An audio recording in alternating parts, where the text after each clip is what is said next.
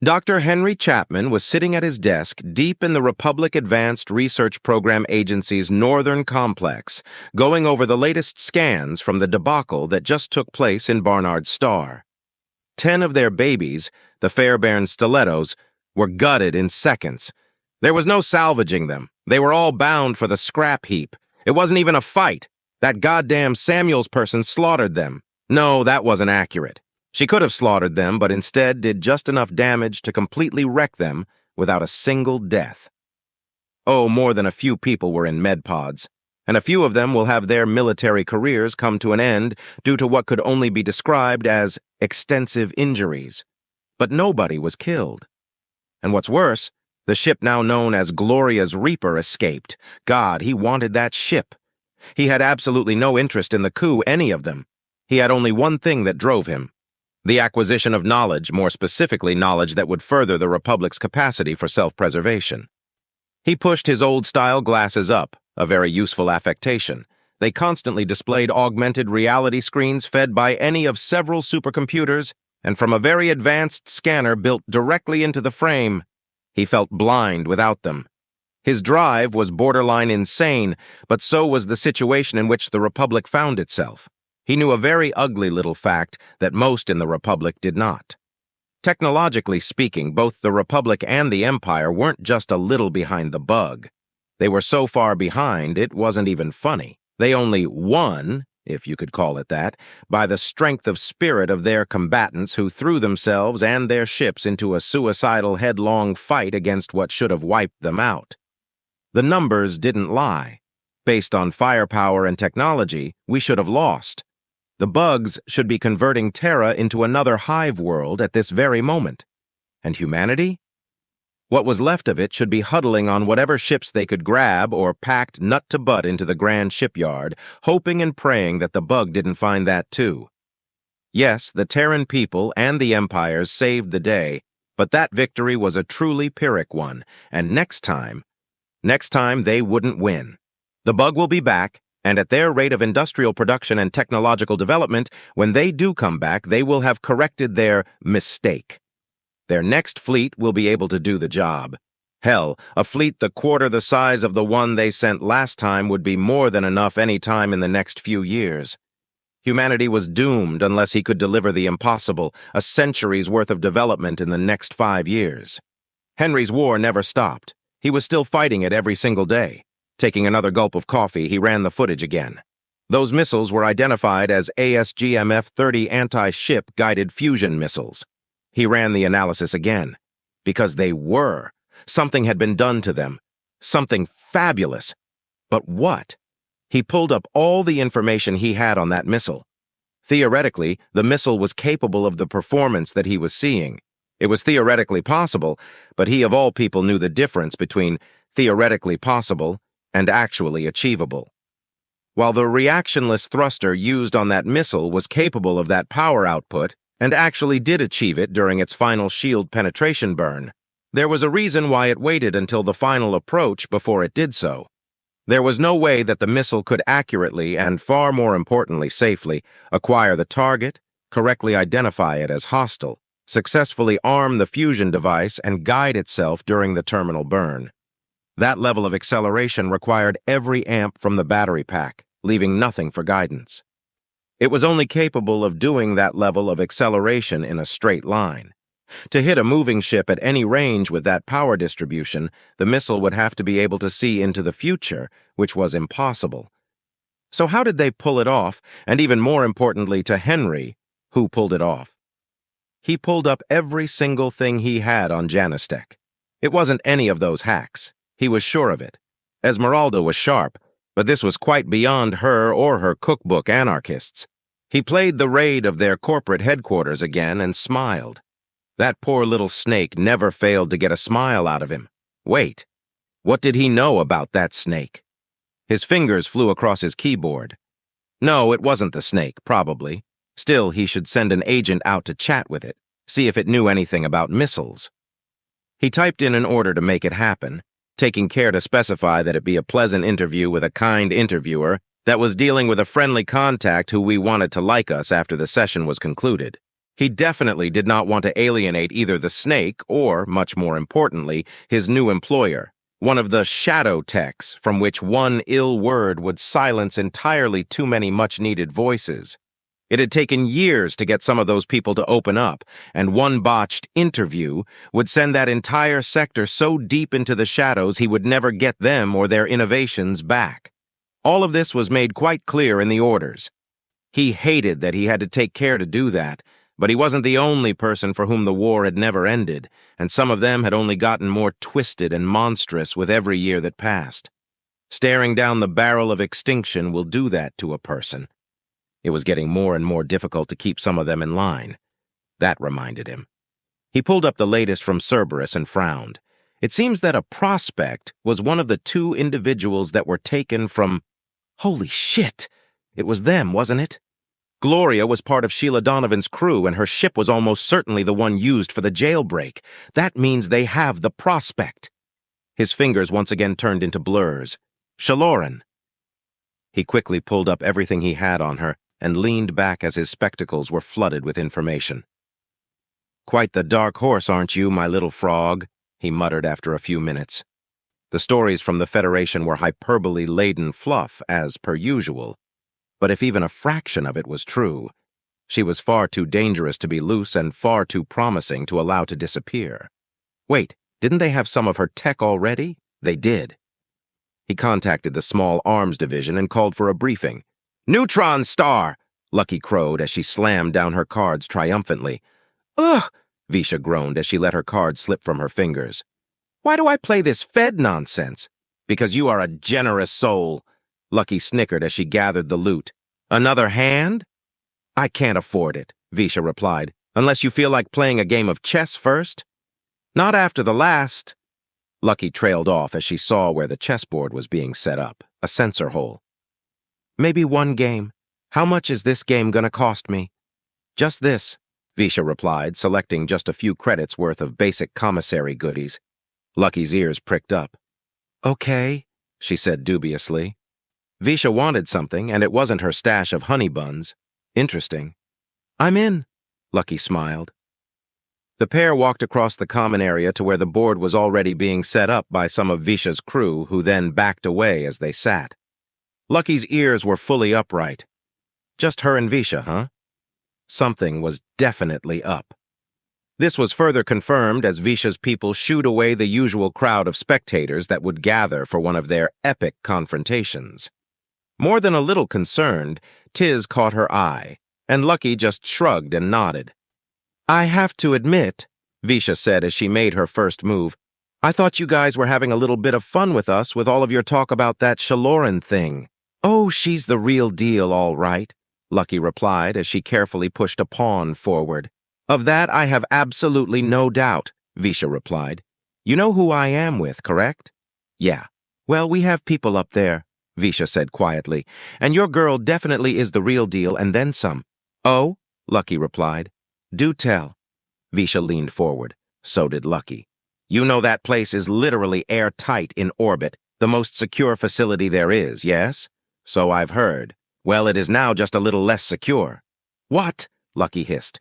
"You heard me," Visha whispered. "There was an incident up there, and 2 people escaped." Visha smiled. "Care to guess who one of them was?" "No fucking way." "Yes, fucking way," Visha smiled. "They are keeping it out of the news, but Shaloran and some super-secret someone or another got out. Your frog is in the wind." Lucky let out a long, contented sigh and leaned back happily. "Oh, the Republic has to be just about wetting themselves," Lucky said with a toothy ear-to-ear grin, quite the accomplishment for a XVZLI. "You know that bank robbery they say she was involved in?" Visha whispered. "Yeah?" "It was done by Sheila Donovan," Visha replied as she moved one of her knights. "Ring a bell?" "Should it?" "How about the White Star?" "It was her?" Lucky asked. "Word on the street was that Sheila hit that bank because she was getting money for the White Star job," Visha said. "It's your turn, by the way." "Oh, sorry," Lucky said, realizing that she had forgotten. "And guess who is suspect number 1 for the jailbreak?" Visha asked as Lucky was mulling over the board, causing her to once again forget. "No!" Visha smiled and nodded. The same people who just happened to pick her bank to rob. The bank that they were conveniently able to use to tap into the Federation banking network and steal millions. Our hackers say doing that is nearly impossible and would take days to accomplish, unless it was set up ahead of time. Holy shit! Lucky gasped. They busted out a member of their crew! Or more likely an associate. Visha shrugged. You need to move something or this will start to look suspicious, Flopsy.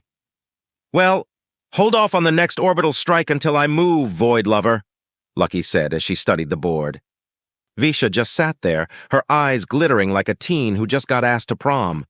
Lucky took her hand off of her queen and looked up. There's more, isn't there? Visha just vibrated happily. Lucky shook her ears to clear her mind and focused on the board. Dr. Chapman, a blonde woman in her 40s enthused as she entered his office carrying a small case. We have completed our initial analysis of the small arms used by Shaloran the Plath during the Harkeen incident, as well as the concealed carry piece that she always had on her. Henry actually smiled a genuine smile at her approach. Normally, when someone approached him that eagerly, it was to brown nose, but hopefully... Now, what was her name again? Sigrid? No. Thank God for his spectacles. He flicked his eye over to an icon suspended in his vision and blinked. Sissel. Her name was Sissel. Excellent, Sissel, he said happily. Dr. Sissel Haugen beamed at him. He actually remembered her name. So, Henry said, leaning forward, what do you have for me? Only the most alien, fucked-up shit you can imagine, Dr. Haugen said as she opened the case and pulled out one of the flares. This thing is evil. So what is it? What does it do and how does it work? Henry asked as Dr. Haugen activated a holographic display attached to her laptop, projecting a schematic of the flare. It looks deceptively simple, Henry said, looking at the hologram. That's because it is, Sissel replied. What she did was take a spool of space wire and feed it into a highly modified blaster. Instead of generating and firing a stream of charged particles, it instead accelerated the wire out of the reinforced barrel at near blaster velocity without breaking the wire, until she wanted to. That's not the cool part, this is. Sissel pointed at a small assembly at the barrel. What is that? Henry asked, completely mystified. It took us a minute to figure that one out, Sissel replied proudly. It is a type of oscillator that applies wave functions on the wire as it exits the barrel. It is basically a series of charged plates and guides that both vibrate and apply charges upon the wire as it exits. It's essentially a combination of an ancient tech speaker and, get this, a cathode ray tube monitor. The combination of the two functions can apply virtually any combination of waves and directional impulses to the exiting wire. That is what made it so horribly effective. The holographic image showed the wire leaving the weapon in loops, angles, swirls, circles, squares. It's basically a cookie-cutter gun, Sissel exclaimed. She was shooting blades of any size or shape that she chose and was able to vary it on the fly to suit the targets. We reviewed the footage and over 100 different waveforms were applied to those poor bastards, and we think that was just the barest fraction of what was possible. Slow-motion footage of the incident started to play with the shapes that hit the various targets highlighted. Henry looked at the weapon's schematic carefully. Something was missing. Where is the computer or signal generator for the waveforms? Dr. Haugen grinned. That's the really freaky part, she exclaimed. There aren't any. There is nothing in the weapon that created the waveforms. In fact, there isn't even a trigger as we would define one. She triumphantly pointed at a tiny little dot that started to glow on the schematic. There is just this. What? A microphone! Sissel exclaimed happily. She played the tape of the incident again with the volume turned up. The singing? Henry asked in wide-eyed amazement. Yeah, that's how we looked when we figured it out. Sissel grinned. She controlled both flares with the song she was singing. Analysis of the music revealed that it had the waveforms encoded as well as additional commands that involved the feed rate of the wire. The incident played again in slow motion, with displays showing the various sung notes. We have been able to deduce the tones that cause the wire to feed and stop, causing the wire to break and completing a single projectile, and the vocal channel that encoded the waveforms in the wire. Both weapons were completely controlled by her voice. She didn't need signal generators. She is one. Henry just sat there in amazement at the simple, brutal elegance of what he was watching.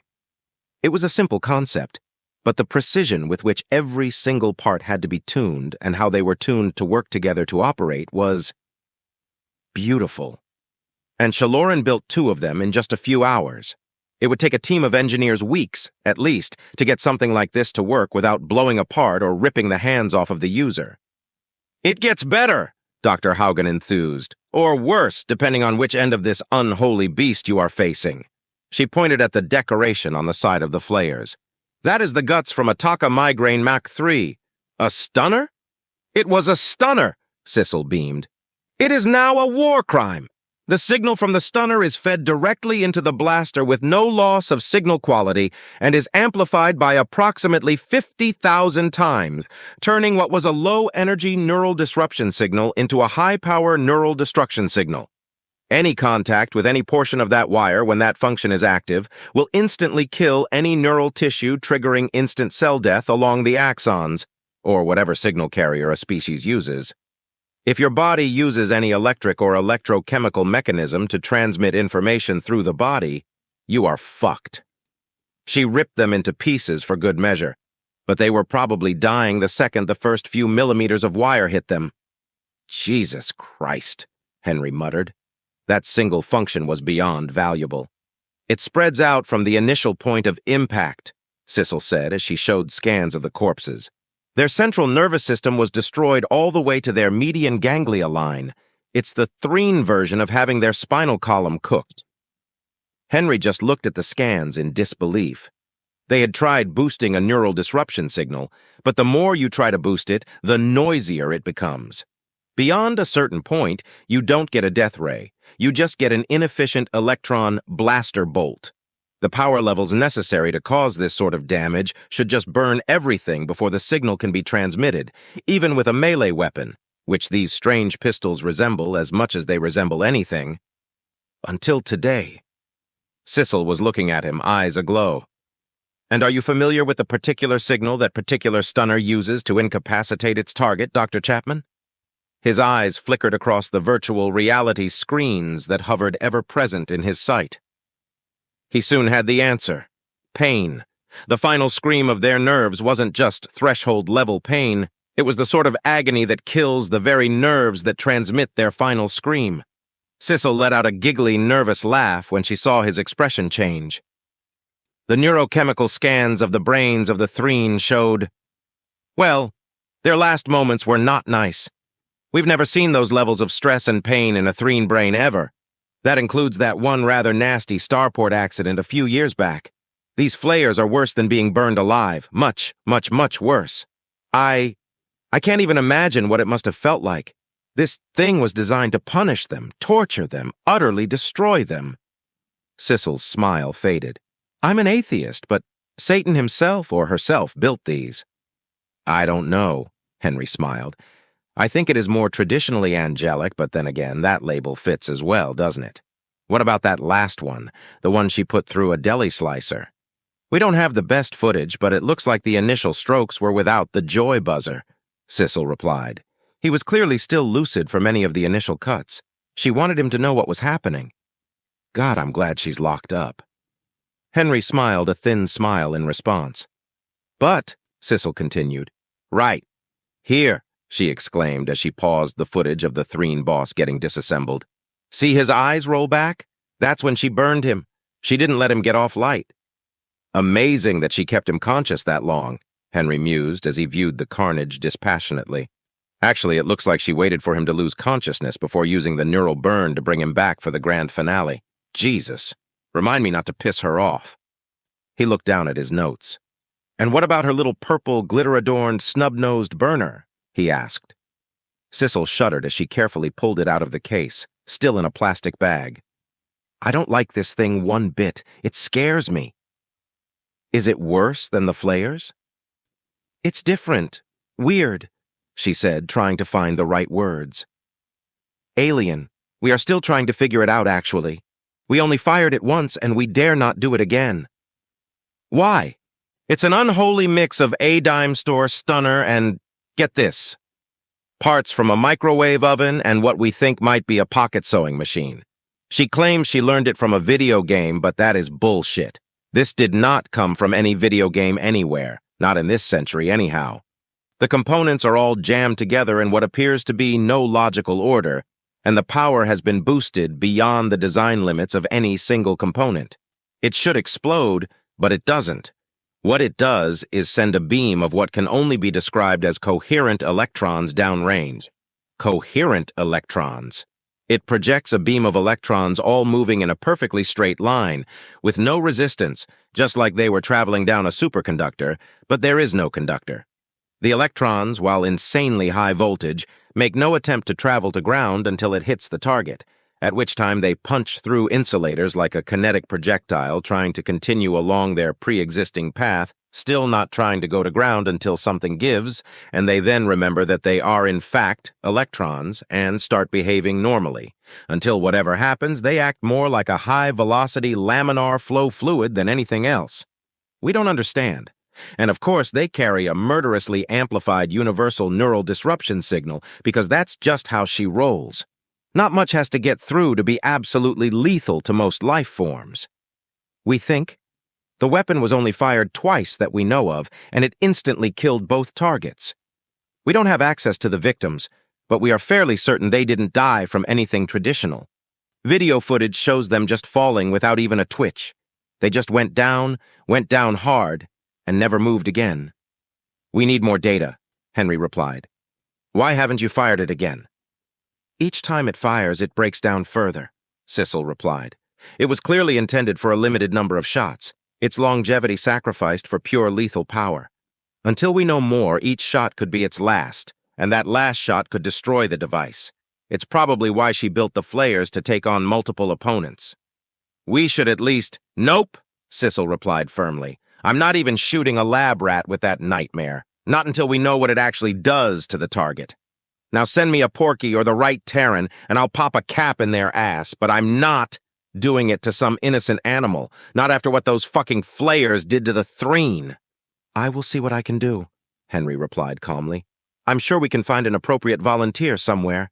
Just make sure they are extra appropriate, Sissel replied.